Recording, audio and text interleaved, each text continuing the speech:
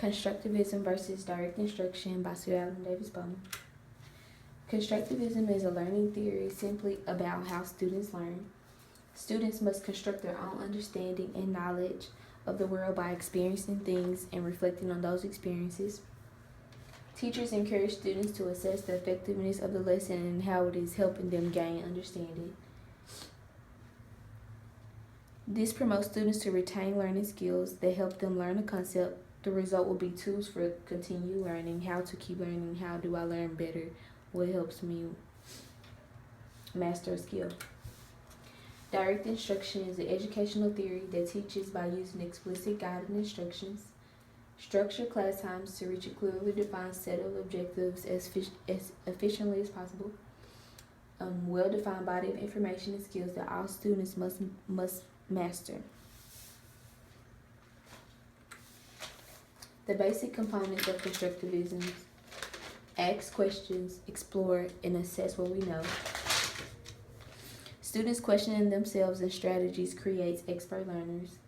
Continuously reflecting on experiences creates more complex and powerful ideas and the ability to integrate new information. There's a less plain classroom environment. Future, past, and present. The connection of information spirals, in a sense, productively in a constructivism classroom.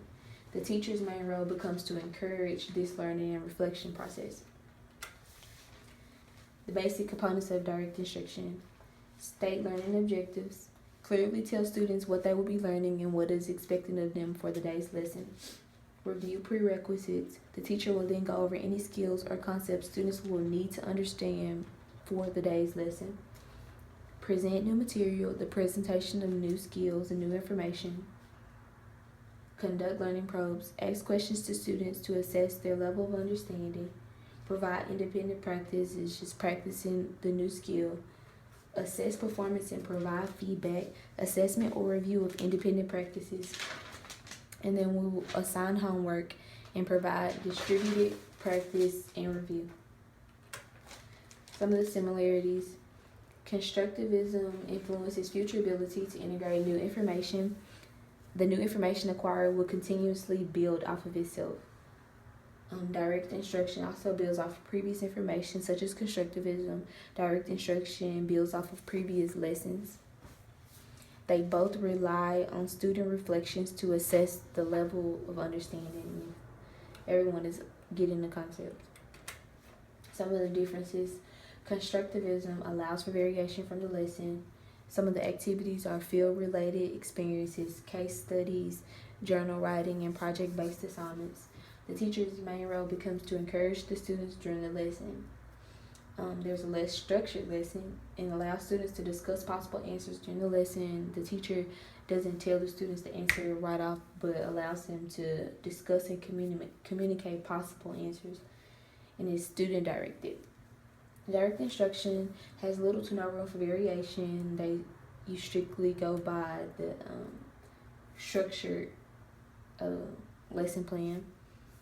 Some of the activities are worksheets, quick writes, oral questions, and independent practice.